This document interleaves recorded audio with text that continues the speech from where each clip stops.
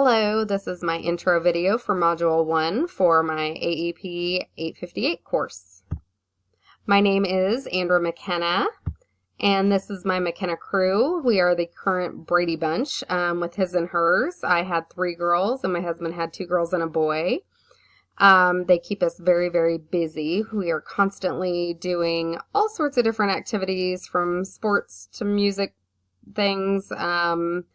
Friends, I feel like a chauffeur 99% of the time. Thankfully, some of them are driving now, which is a huge help. It's kind of an old picture, so they are definitely bigger now. I'm currently a 4th grade teacher at an elementary school in Wichita, at Beach Elementary. I've been doing that for 3 years, and before that I was a special education para within the district, as well as I started off as a para back in my 20s at Heartspring, and worked for several years as a home coordinator where I had students that ranged in age from 5 to 21. We kept data there, and I had to train paras on how to keep data. We actually did in-home self-care goals that the students always had. So I'm very familiar with that type of data for special ed. So classroom data, that is something obviously we do on a continuous basis, whether it's, observation, actual testing. We use that data as I see it to guide my instruction, kind of see where we're at, where we need to go. Do I need to change things totally up? Data is very important. I also am the manager for AVID at our school, and so I'm in charge of collecting the AVID data for our certification. Are we meeting the criteria to be an AVID certified school?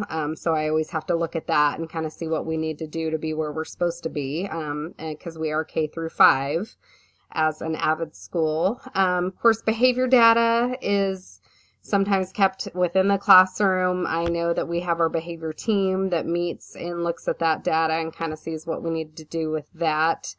And then, of course, there's district data, which I'll be honest, I am not as familiar with as far as the admin meetings and what they're looking at specifically, as far as, say, where we're at testing or where we are at behaviorally. I know that gets brought up a lot, our school comparing where we were at last year to this year, and so on and so forth.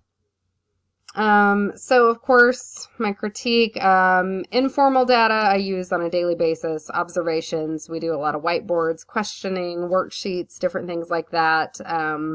That I'm constantly watching to gauge students' understanding. Of course, then I use formal assessments such as state testing, summative projects. We do some big projects every year, state project, multicultural project, and so they have to take all the information and do just a big project to reflect their learning from it. And of course, my AVID assessments, and I need evidence of what the teachers are using AVID rigor and our WICR and all of that. I have to present that evidence and the assessments for our certification.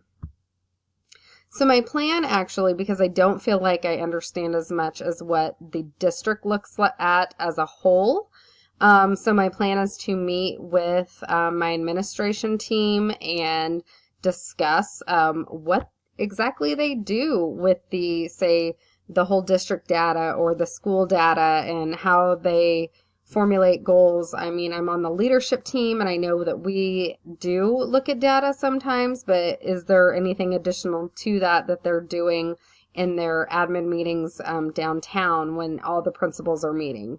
I'm not as familiar with that. And so I would like to know more about the district data and as far as how that affects the district and how that affects the school. So that is my plan for this course. Thank you for watching, and I look forward to a great class. Thanks. Bye.